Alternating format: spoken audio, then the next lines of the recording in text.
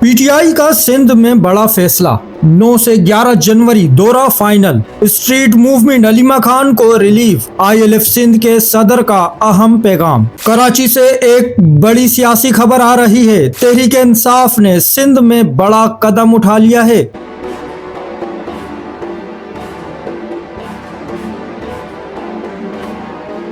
कराची में पीटीआई के secretary general Salman अकरम राजा और सिंध के सदर हलीम आदिल शेख की अहम मुलाकात हुई और इस मुलाकात में फैसला हो गया है कि 9, 10 और 11 जनवरी को सिंध का सियासी नक्शा बदलने वाला है। वजीर आला खैबर पख्तूनख्वा 3 रोजा दौरा पर कराची और हैदराबाद आ रहे हैं। आवाम से बराह रास्त राब्ता, स्ट्रीट मूवमेंट, वुकला, मीडिया और दानिशवरों से मुलाकातें और मज़ार कायद पर हाजिरी, सब कुछ शेड्यूल का हिस्सा है। पीटीआई रहनुमाओं का कहना है सिंध भर में तैयारियां मुकम्मल की जा रही हैं और 9, 10, 11 जनवरी को तारीखी इस्तकबाल होगा।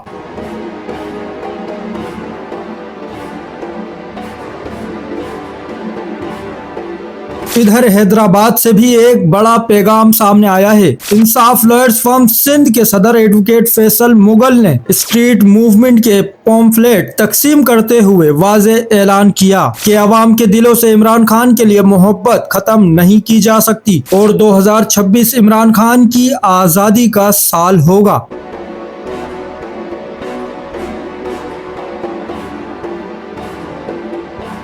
अब अदालत से जुड़ी एक अहम अपडेट। 26 नवंबर एहतजाज केस में अलीमा खान को बड़ी रिलीफ मिल गई। रावलपिंडी की इंसदाद दहशतगर्दी अदालत ने अलीमा खान की हाजिरी से इस्तिस्ना की दरख्वास्त मंजूर कर ली। अदालत में 8 गवाहान पेश किए गए जबकि 2 गवाहों पर जिरा मुकम्मल हो चुकी है। केस की समाअत एटीसी के जज अमजद अली शाह कर रहे हैं। नाजरीन, एक तरफ अदालत में केसेस और दूसरी तरफ सड़कों पर आवाम। सवाल सिर्फ एक है, क्या वाकई 2026 इमरान खान की रिहाई का साल बनने जा रहा है? नाजरीन, आप तमाम से दरख्वास्त है, ये वो हकाइक हैं जो आजकल आपको देखने में नहीं आ रहे। हम वो खबरें सामने ला रहे हैं जो जमीनी सतह पर पेश आ रही हैं। अगर आप सच जानना चाहते हैं तो हमारे साथ जुड़े रहें। चैनल को फॉलो, सब्सक्राइब करें, वीडियो को लाइक करें, अपनी राय कॉमेंट में दें।